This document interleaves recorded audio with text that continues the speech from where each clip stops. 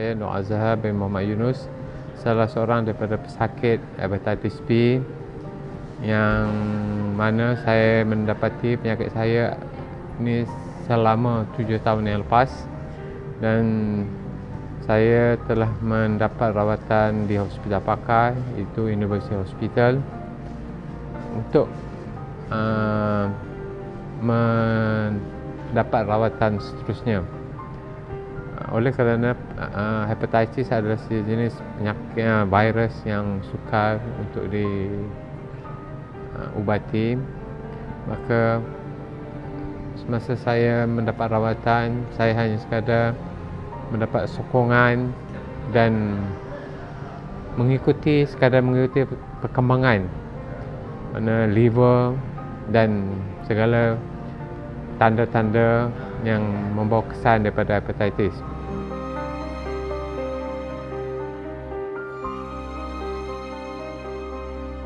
Mula-mula saya merasa perut saya sakit selama 2 minggu.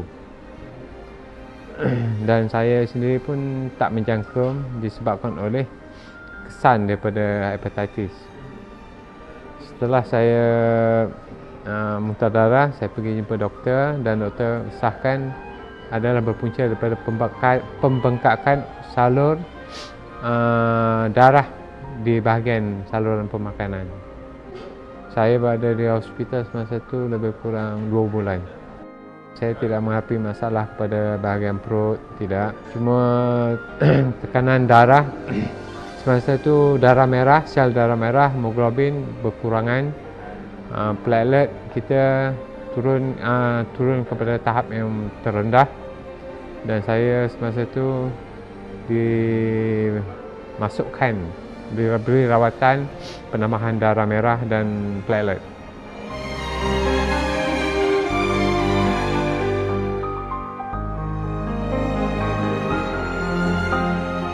Saya mengetahui saya menghidap hepatitis setelah orang tua saya meninggal disebabkan oleh bara hati, dan saya dinasihatkan oleh doktor untuk membuat pemeriksaan, dan saya pun disahkan salah seorang daripada penerima hepatitis.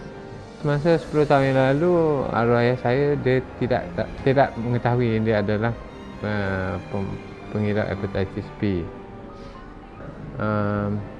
Mengetahui dia mengidap penyakit hepatitis itu adalah di saat akhir, dan pihak doktor pun sukar untuk menyelamatkan kerana dah terlalu kritikal. Dan saya melihat masa itu keadaannya dengan muntah darah, berak darah, dan dia berada di hospital selama sebulan dengan menghembuskan nafas terakhirnya di hospital besar Kuala Lumpur.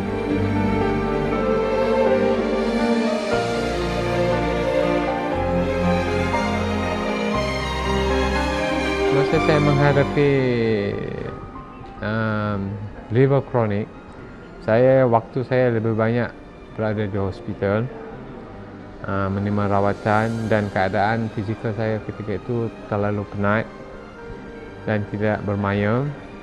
Setelah saya mendapat rawatan daripada Al-Jabar, alhamdulillah saya boleh meneruskan kehidupan seperti manusia biasa.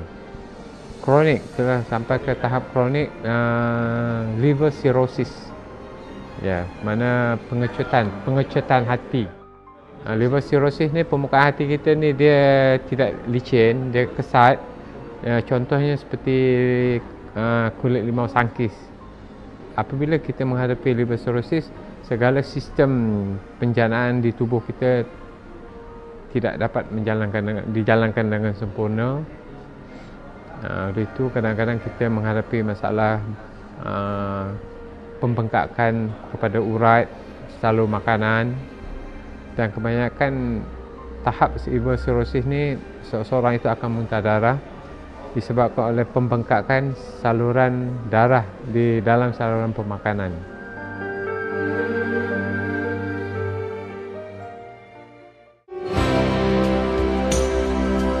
Setelah saya membaca akhbar berita harian, saya dapati syarikat Al-Jabar ada mengeluarkan produk yang boleh mengubati penyakit hepatitis, dan saya terus menghubungi dan mendapatkan segala keterangan daripada pembekal tersebut, dan saya mencuba dengan menggunakan Al-Jaba HB khusus untuk hepatitis B selama 3 bulan. Yang kos permulaannya agak tinggi, tapi hasilnya sungguh memuaskan dan saya bebas daripada hepatitis ke saat ini. Saya menghidupi hepatitis selama 7 tahun dan saya mencuba ubat yang dikeluarkan oleh syarikat Al-Jaba selama 3 ke 4 bulan, dan hasil daripada apa yang saya dapati sungguh baik, dan saya mendapat pemeriksaan darah yang terakhir dengan keputusannya menyatakan saya bebas daripada hepatitis.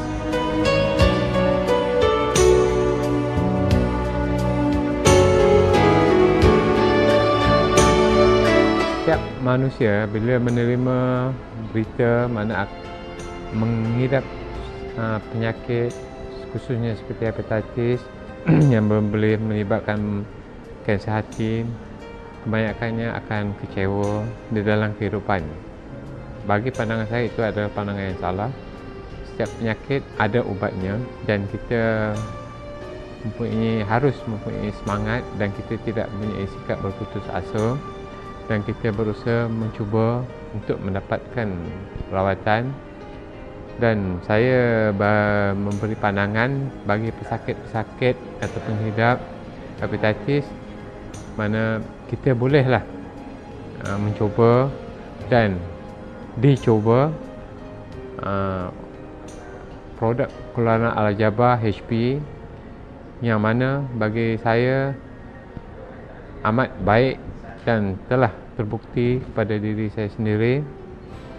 Walaupun ubat yang dibekalkan daripada sakit itu agak mahal, tapi bagi kita kewangan itu adalah perkara yang boleh diusahakan. Yang penting bagi kita kesihatan itu adalah penting untuk kita meneruskan kehidupan.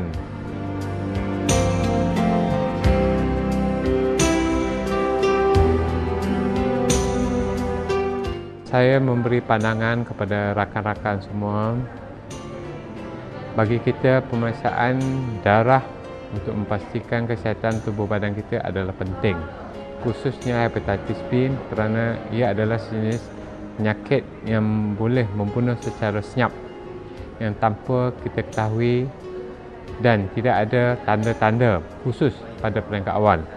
Dan diharap kawan-kawan semua supaya dapat meluangkan masa membuat pemeriksaan doktor supaya memastikan ianya bebas daripada segala virus, khususnya hepatitis, kerana ia boleh melibatkan jangkitan kepada anak, cucu dan keturunan kita seterusnya. Dan saya memohon agar rakan-rakan sekalian mengambil berat dan iktibar seperti mana yang saya telah alami. Alhamdulillah, walaupun saya telah mengalami, saya bersyukur kehadrat Allah Subhanahu Wa Taala yang mana penyakit yang saya hadapi telah pun sembuh daripada berkat usaha yang saya usahakan.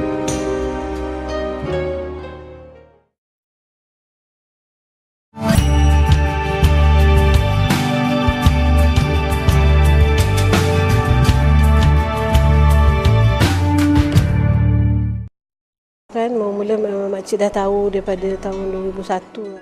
Sebenarnya makcik ni liver cirrhosis tau. Hati dah macam nak mula mengeras. Makcik dah pergi banyak tempat. Sekali pergi bayar sampai dekat 4,000. Tapi tak ada nampak apa-apa perubahan. Jadi macam dia kata, makcik cuba ambil dulu ubat ni dalam sebotol macam mana rasa. Tapi alhamdulillah makin lama makcik rasa beransur badan kita macam kita dah rasa macam kekuatan kita tu ada tau. Memang saya nampak je kalau orang cakap sebut je pasal sakit macam ni, saya akan shootkan.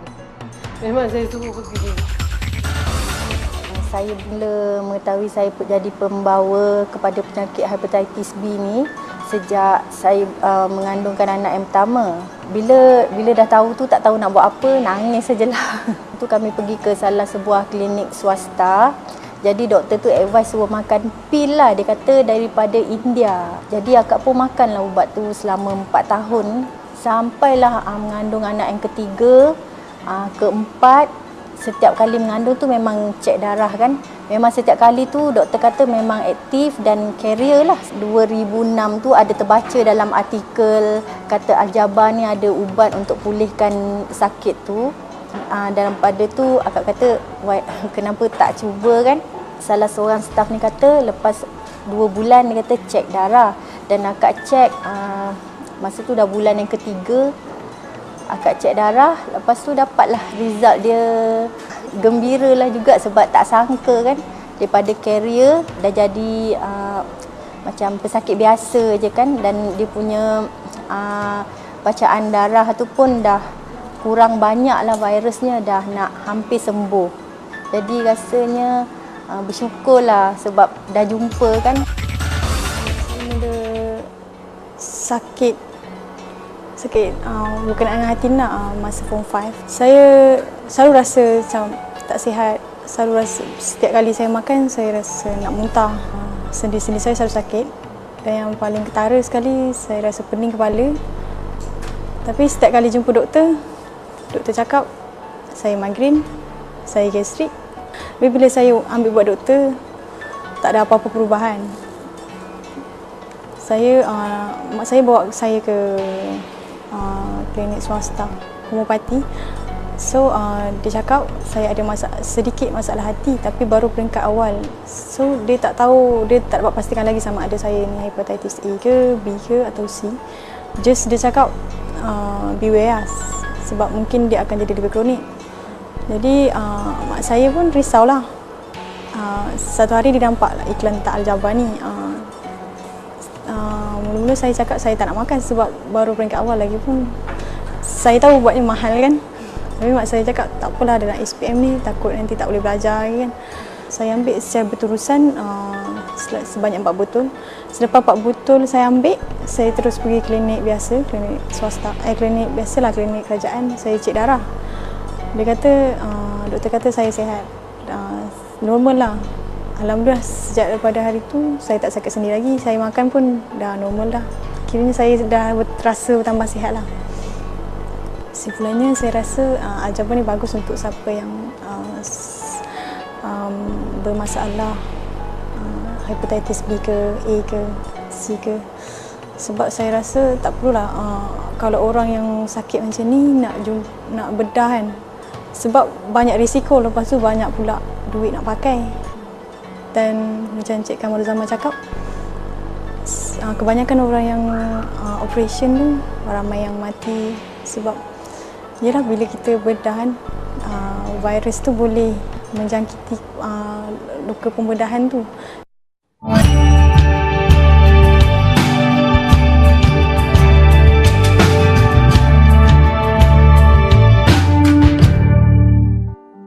Kakak saya pun tegur, mak saya pun tegur kan, cakap perut dia buncit. So kita dah lama tak ada anak kecil kan. Dia kata boleh bubuh nama Mr. Roy ni, perut dia bau Roy dia kata. Tapi yang kita notice dia memang berak. Bukan berak kencing berak. Memang Pampers tu kalau kita beli yang 80 kan. Kat rumah ni 2 kat dekat apa stesen. Boleh kata tiap bulan lah dia demam. Kalau dia baik pun dia demam apa berat badan dia suka makan. Jadi dia makan berat dia baru naik okey je. Lepas tu turun balik. Dia demam. So, ada satu kali sampai 3 minggu. Dia demam 3 minggu tak baik tau. Baru pergi klinik beberapa kali tak baik. Dia kata kenapa dia datang? Dia kata sebab saya kurier saya sebab semua orang duk tanya saya kan. Semua duk sebut pasal perut dia buncit lah apa semua kan. Jadi saya rasa nak dapatkan pendapat doktor lah kan. Jadi doktor letakkan dia atas bed tu kan, buat pemeriksaan, doktor cek, doktor kata pada pendapat dia lah, hati dia ni besar. Doktor cakap hati dia ni besar. Tapi dia kata better dapatkan second opinion lah, dia kata. Jadi dia pun kata kalau boleh lah, dia pun nak rujuk kita ke hospital, sama ada hospital Kajang atau Putrajaya lah. So doktor prefer Kajang sebab dia kata Kajang walaupun hospital lama tapi dia punya doktor kan, dia doktor pakar asyik kan berbanding dengan Putrajaya. So pergilah malam tu juga pergi ambil surat doktor tu, pergi malam tu juga lah kena tahan. Kena tahan lah sebab dia orang pun kejut kan. Sebab bila dia orang measure memang 3 kali ganda lebih besar pada hati budak biasa. So mulalah episod dia dekat hospital tu, kat dalam ward pediatric tu selama 11 hari. So everyday lah ambil darah, macam-macam lah bagi ubat. Dia pun dah demam lah. Yalah, budak yang masuk ward kan, dia tak demam kan. Jadi mudahlah ambil darah sampai 18 botol sekarang. Sekali ambil tu. Ambil buatlah dia buat mula-mula dia syak thalassemia. So check tak ada, darah dia okey. So buat hepatitis, tak ada, darah dia okey. Semualah dia check semua, macam-macam dia check. Semuanya tak ada result. Sampai satu doktor tu dia jumpa saya, dia cakap, "Kak, kami tak pernah jumpa lagi kes macam ni." Ini error tu dia nak macam mana saya cakap tadi lah kan. Sampai saya tanya doktor. Rasa macam nak buat eksperimen kan. Saya tanya doktor, okey. Sekarang anak saya, you boleh ubat ke tak boleh, saya tanya dia. Tapi jawapan dia tu macam was-was kan. Saya pendengar sendiri, saya kata, kalau you was-was, saya kata, baik saya waktu anak saya, tak apa saya ambil risiko dia. Saya letak pun you was-was juga. Jadi saya pun ada belajar dengan herba ni. Herba ni sebenarnya adalah makanan sel body kita tau. Jadi kita kena fikir cara genetik kita tu. Keluar tu. Right? Jadi bapak dia ni, dia masih tak puas hati tu yang dia mencari. Sampailah dia dapat information tentang Al-Jabar. Dia balik beritahu saya. Dia kata dia nak cubalah saya. Dia dah nampak okey, dia cakap saya. Tak apalah, kita proceed lah. So masuk foto yang kedua, nak masuk foto yang ketiga, dua dekat-dekat nak habis tu. Dekat-dekat nak habis tu nampak dia dah, memang perut dia dah ada susut. Dulu memang kalau dia berdiri tu, memang nampak urat perut dia tau, hijau. Ni nampak kan tak adalah. Dia masih ada, orang kata nampak pucit lah, tapi dia punya, orang kata ketegangan kan, dia punya tension tu dah kurang, dah tak ada lah, urat-urat tu dah tak ada. So, abang dia kata berak tu kira dah solid. Jadi dah keluar dalam, tak ada dah yang cair-cair, dendeng tadi. Dan dia pun, dia cakap saya kata okey lah, saya pun cuba try jugalah. Dah lama kita perhati kan, bila masuk botol yang ketiga tu, dia dah berak 2 kali saya ni. Dia berak pagi, dan dia berak malam biasa. Yalah kira normal lah kan, dan dulu sampai. Dan masa tu jugalah, bila dah masuk botol ketiga tu, saya boleh lepas dia tak pakai pamper kan. Jadi, bila cuba Al-Jabar ni betul-betul lah, barulah orang kata apa, serasi, barulah kata ada perubahan, ada sistem pertahanan badan tu yang pentingnya. Tiba-tiba tu dia boleh stand tu. Dah lama lah tak demam ni. Dah lama dah. Ambil pernah sebelah ubat dia. Tak demam. Sejak ambil ubat tu sampai sekarang, kalau dia demam pun, orang kata apa, orang lain dah demam ni, dia tak demam lagi ni, tak payah berhenti. Dulu kadang-kadang saya terpaksa ambil MC on behalf tau. Doktor bagi MC untuk saya, dia yang sakit, dia yang demam tapi doktor bagi MC dia.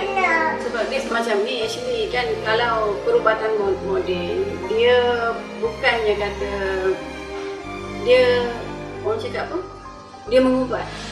Dia cuba baiki lah benda yang dah terjadi lah. Sebab kita tahu, kita ni tahu benda selepas kan. Kita dah sakit, kanser, baru kita pergi hospital. Dia got no choice tau. Dia dah tak ada pilihan. Terpaksa buat pembedahan, kemoterapi dah apa-apa semua tu lah. Tapi kata ubatan tradisional lah, herbal lah, apa semua ni yang kita warisi zaman berzaman ni kan. Sebenarnya kita cakap apa, banyak ke arah mencegah kan, mencegah sebenarnya. Dan memang pun kalau kira ikut kita punya lunas Islam apa semua pun Rasulullah sendiri cakap kita sepatutnya mencegah kan. Daripada kita mengubat tu dah orang kata dah parah lah, dah sakit. Nak diubat tu so ikut moden punya perubatan. Apa lagi kan, bila dah nak mengubat tu sama ada selalu diberi pilihan 50-50. Kalau tak buat operation jadi macam ni, kalau buat operation jadi macam ni. Dan kalau operation itself pun mungkin 70-30, 50-50, kita dah kena ambil tanggung risiko sendiri kan. Tapi kalau kata kita amalkan macam apa yang actually orang tua kita dulu, dia banyak dulu kan environment pun tak kotor, tak macam sekarang lah kan. Dulu environment segar, back to ni kan, tapi kita back to the nature kan. Sepatutnya macam tu.